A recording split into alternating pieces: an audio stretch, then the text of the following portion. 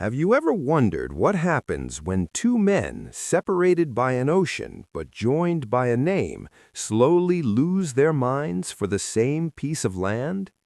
Tonight, we aren't looking at the hero on the dollar bill. We're looking at a man with a mouth full of dead men's teeth, hiding a temper that could level a forest and a secret desire to just go home. And across the Atlantic, a king who was so obsessed with order that he tracked the price of hay while his empire burned. A man who would eventually find himself in a straitjacket, screaming at the stars. This isn't the history from your textbook. This is a story of two perfectionists, thousands of miles apart, both collapsing under the weight of a war neither of them actually wanted to fight. It's a tale of high-stakes ghosting, royal meltdowns, and the strange, silent victory of the man who simply outlasted the madness.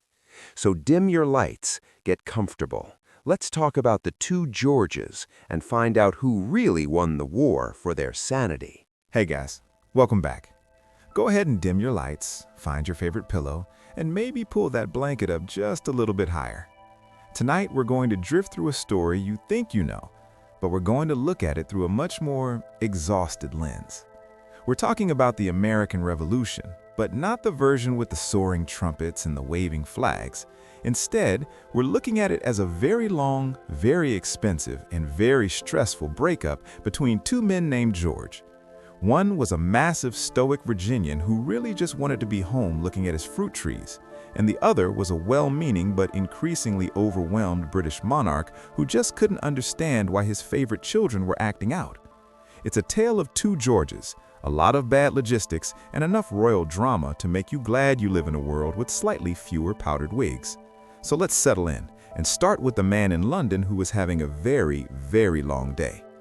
King George III is often remembered as the Mad King, or the King who lost America, which is a bit of a rough legacy for a guy who actually just really liked farming and clockmaking.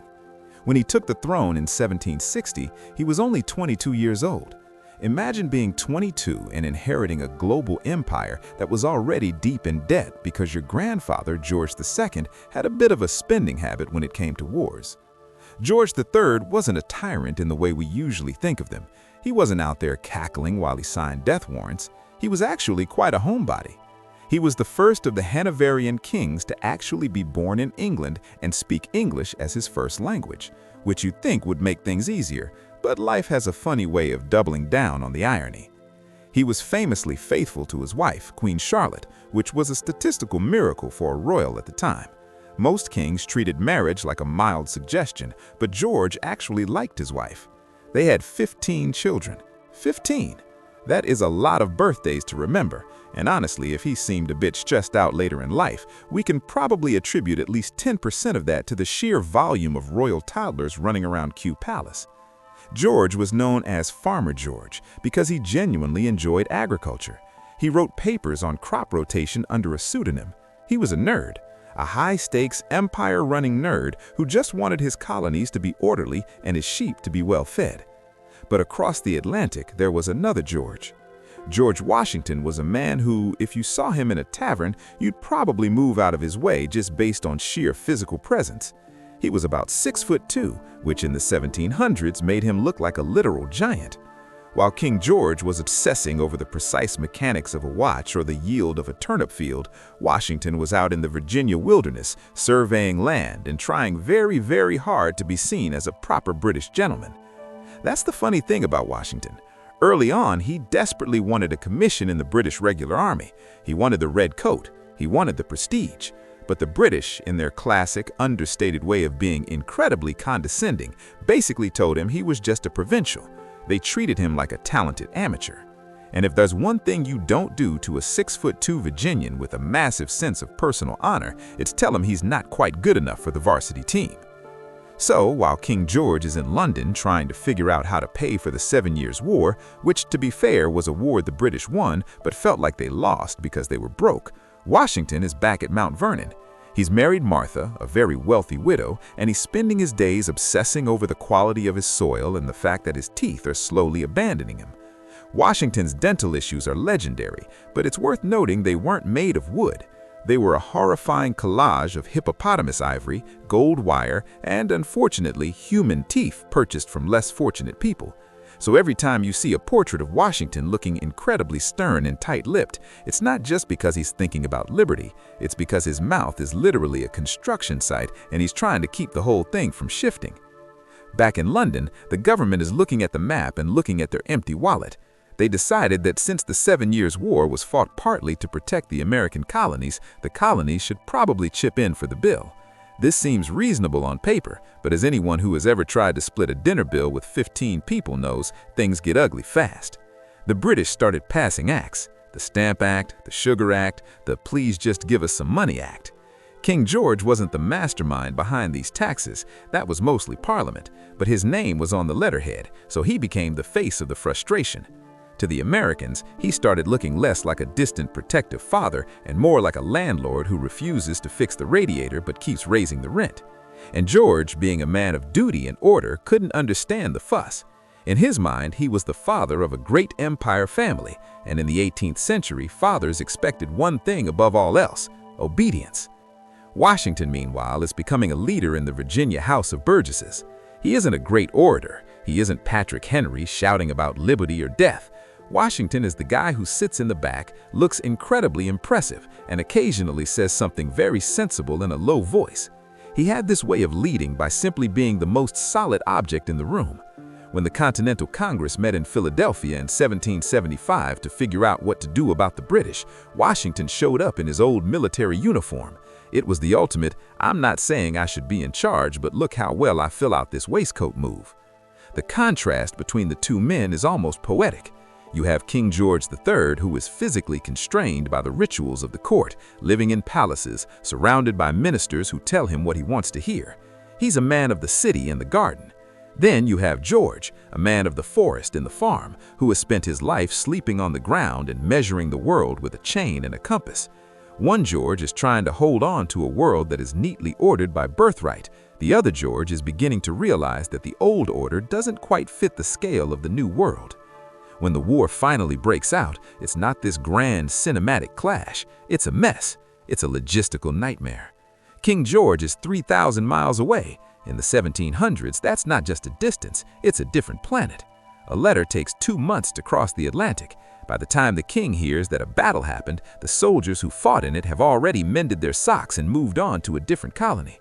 King George is trying to manage a war via the world's slowest text message thread. He's sitting in his study looking at maps of places he will never visit, places like New Jersey, which, let's be honest, is a confusing place for anyone, let alone an 18th century monarch.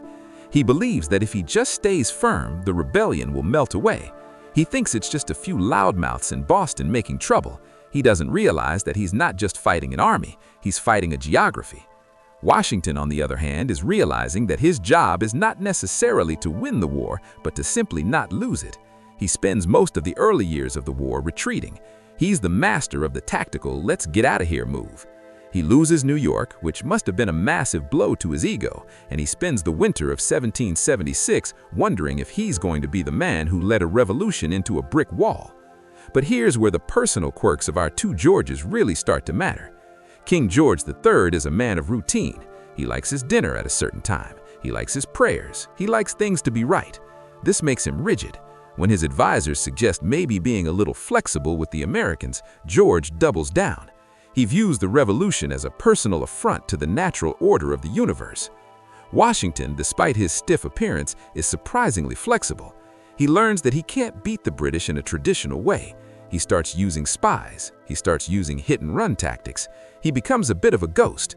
While King George is sending massive, expensive fleets across the ocean, Washington is sitting in a cold tent in Pennsylvania, probably nursing a toothache and realizing that he doesn't need to destroy the British Empire. He just needs to make the war so long, so boring, and so expensive that the British people eventually throw up their hands and say, "Fine, keep the New Jersey." As we float further into the 1770s, the mental strain begins to show on both sides. Washington is dealing with a Congress that won't send him money or food.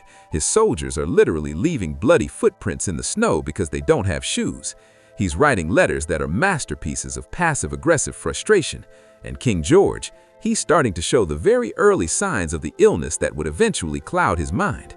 He's becoming more agitated, more obsessed with the details, more convinced that his honor is tied to the submission of the colonies. It's a slow-motion collision between two men who were actually quite similar in their private lives. Both preferred the quiet of the country, both were obsessed with their estates, and both were essentially thrust into roles that required them to be symbols rather than humans. Let's drift a little further now, away from the battlefields and into the quiet candlelit rooms where the real exhaustion was setting in. Because while the soldiers were fighting, the two Georges were engaged in a much quieter struggle, the struggle to stay sane while the world they knew was falling apart. The art of failing upwards is a royal art. One rises on the failures of others, don't you see? What if one fails itself? Oh, the horror! It is a royal nervous breakdown! Ah! So, there we are, 1777. The year is often called the Year of the Hangman, because the 3 sevens looked like gallows, which is exactly the kind of cheerful omen you want when you're currently hiding in the woods from the world's most powerful navy. Washington is currently feeling every bit of that omen. He's hunkered down, his jaw likely aching from those primitive dentures, while his army is slowly turning into a collection of very cold, very hungry ghosts. Meanwhile, back in London, King George is having a bit of a moment. He's spending a lot of time at Kew, which was his favorite retreat. It was smaller, quieter, and, crucially, far away from the noisy politicians in Westminster who kept telling him that the war was a slight financial hiccup. George was a man who lived by a schedule that would make a modern project manager weep with joy. He woke up at 6 a.m., had a simple breakfast, he was famously frugal with food, preferring bread and butter or a bit of porridge, and then he would get to work. He answered every letter personally. He obsessed over the details of troop movements in places like Saratoga, a place he couldn't find on a map if his life depended on it. And this is where we see the first cracks in the royal porcelain. George was a perfectionist, and the problem with being a perfectionist king is that the world is inherently imperfect. The Americans weren't following the rules. They were supposed to line up in neat rows, wear bright colors, and lose gracefully. Instead, they were hiding behind trees and shooting at officers, which George found deeply unsportsmanlike. It wasn't just a war to him, it was a personal rejection of his meticulously organized universe. He started to get talkative. Not the fun-at-a-party talkative, but the I've been talking about the same species of oak tree for 45 minutes without breathing talkative. His doctors, who were about as useful as a screen door on a submarine, noticed he was becoming increasingly agitated, but for now they just blamed it on the stress of the American problem. Back in the colonies, Washington was dealing with his own brand of madness. While the king was dealing with too much order, Washington was dealing with total chaos. He spent a significant portion of his time writing letters to the Continental Congress that basically boiled down to, hey guys, just a reminder that soldiers actually need to eat food to stay alive. Also shoes. Shoes would be great. Warm regards, George. The Congress, in their infinite wisdom, mostly responded by suggesting that Washington should just be more aggressive. It's the 18th century equivalent of a boss telling you to synergize when you don't have a functioning computer.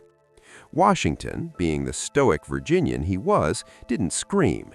He just sat in his tent and breathed through his nose very, very loudly. He was learning the most important lesson of the war. Winning wasn't about the grand gesture, it was about outlasting the other guy's patience. Let's talk about Valley Forge for a second, but let's do it calmly. We always hear about the suffering, which was very real, but we don't talk about the boredom. War is about 5% terror and 95% sitting in a damp hut waiting for something to happen. Washington was there, living in a small stone house, trying to keep 12,000 men from simply walking home. He spent his time organizing the camp, dealing with internal plots to replace him, because, of course, there were plots, and watching his horses die of starvation. It was during this time that Washington's hair probably went from distinguished to "I have seen the end of the world" gray. He wasn't wearing a wig, by the way. That was his real hair, powdered white to look the part. He was meticulously groomed, even when everything was falling apart. It was his armor. If he looked like a general, maybe the men would act like an army. It was a 24/7 performance of stability in a world that was melting. Across the pond, the king's performance was starting to falter. He was becoming obsessed with the American rebels as if they were a single person who had insulted his mother. He refused to even say the word independence. To him, it was a rebellion of the misguided. He was convinced that if he just sent one more fleet or hired a few more thousand German mercenaries, the Hessians, the Americans would suddenly realize they were wrong and come crawling back. But then came the news of Saratoga. An entire British army under Gentleman Johnny Burgoyne surrendered. Burgoyne was a man who brought 30 carts of personal luggage and several cases of champagne to the battlefield, because if you're going to lose a colony, you might as well do it with bubbles. When the news reached London, it was like a physical blow to the king. George III didn't get angry, he got quiet. And then he got busy. He started drafting a document of abdication.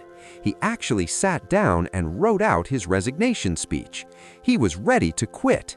He felt that if he couldn't keep the empire together, he didn't deserve the crown.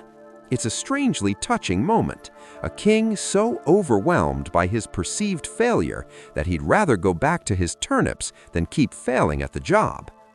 He didn't sign it, obviously. His advisors talked him off the ledge, but the mental toll was racking up.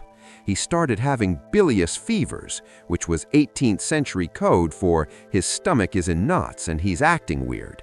He was losing sleep. He was pacing the halls of Windsor.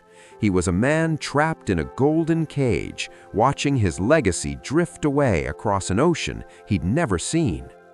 By 1778, the war had changed. The French had entered the chat.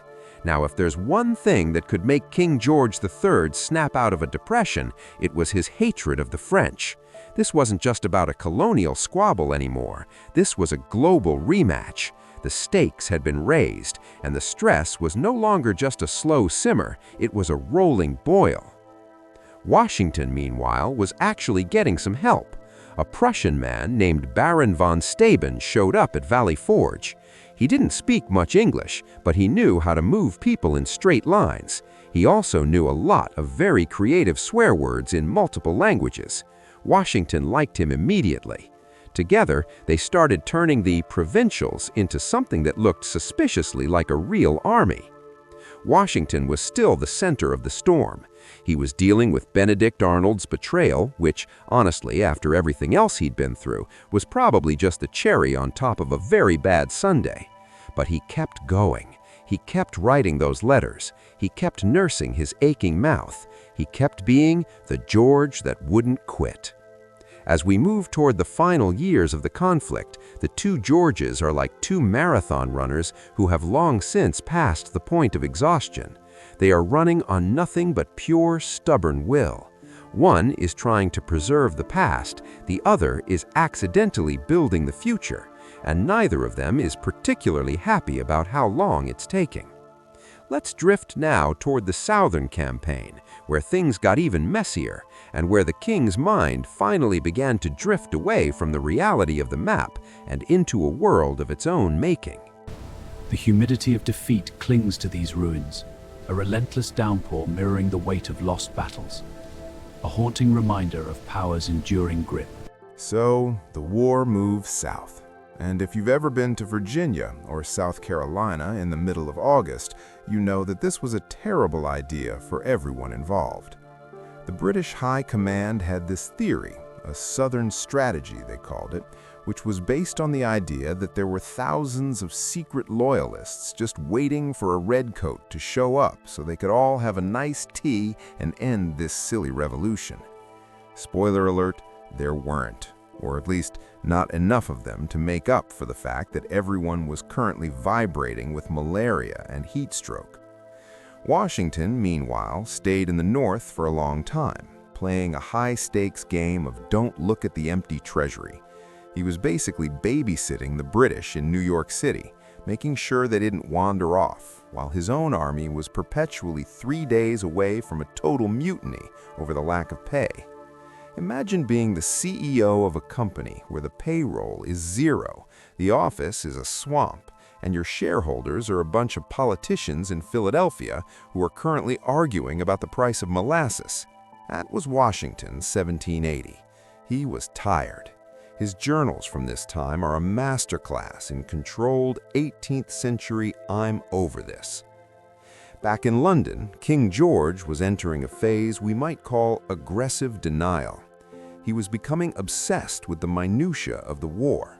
He was drafting lists of how many blankets were sent to Georgia. He was tracking the price of hay. It was a way for him to feel like he had control over a situation that was clearly spiraling.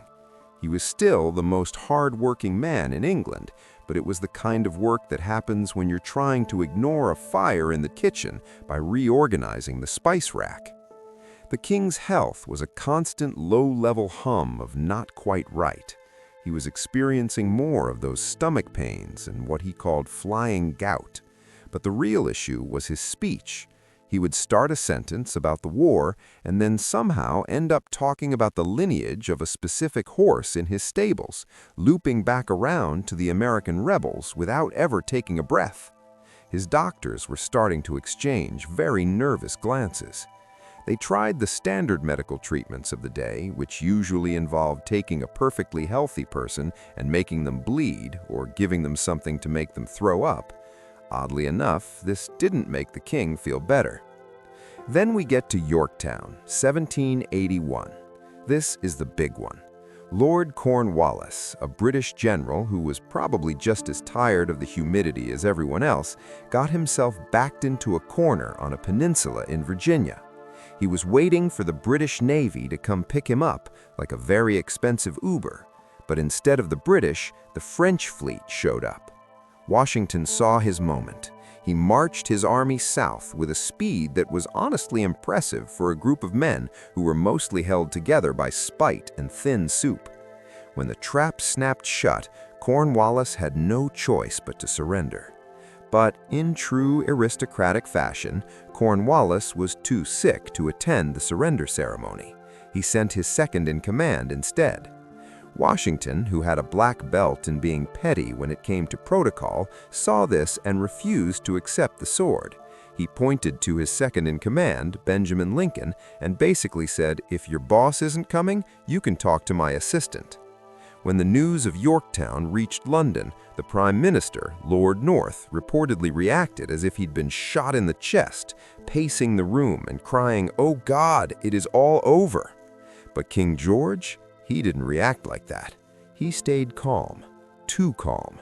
He sat down and wrote a letter saying that this was just a minor setback. He was genuinely prepared to keep the war going for another 10 years if he had to. He wanted to send more ships, more men, more turnips. He was so detached from the reality of the situation that his own ministers had to basically stage an intervention. They told him the money was gone, the public support was gone, the empire was leaking from every seam. This was the moment the king's spirit truly broke. He drafted another abdication letter. He was so devastated by the idea of acknowledging American independence that he felt he could no longer be king of England. He felt that by losing the colonies, he had failed his ancestors and his God. It's a very heavy thing to believe that your personal honor is the only thing holding an empire together. Eventually, he was forced to sign the peace treaty. And here's the most ironic part of the whole story. In 1785, the new American ambassador arrived in London to meet the king for the first time. That ambassador? John Adams, the man who had spent the last decade calling George a tyrant. They met in a small room. Adams was nervous, the king was stiff. George looked at Adams and said, I was the last to consent to the separation, but the separation having been made and become inevitable, I have always said, as I say now, that I would be the first to meet the friendship of the United States as an independent power. It was a surprisingly graceful moment for a man whose world had just been deleted, but the stress had left its mark. Within a few years, the king's weirdness would turn into full-blown episodes of what we now think might have been porphyria or bipolar disorder. He would eventually be found talking to oak trees, believing they were the king of Prussia. He would be confined to a straitjacket for his own safety. The farmer king who wanted order ended his life in a world of total internal chaos. And Washington? He won. He went back to Mount Vernon, hoping to finally just look at his trees and complain about his teeth in peace. But because the universe loves a joke, he was immediately called back to be the president. He found himself running a country that was just as messy, broke, and argumentative as the army he had just left. So who really won? Washington got the glory, but he also got the stress of birthing a nation that wouldn't stop screaming. King George lost the colonies, but he lived long enough to see Britain become a global superpower anyway, even if he wasn't quite there mentally to enjoy it. In the end, they were just two tired men named George, who were both defeated by the sheer exhausting weight of history. I hope you're feeling a bit more relaxed now and maybe a little bit sleepy. Is there anything else I can help you drift off with? Or perhaps a different historical disaster you'd like to explore next time?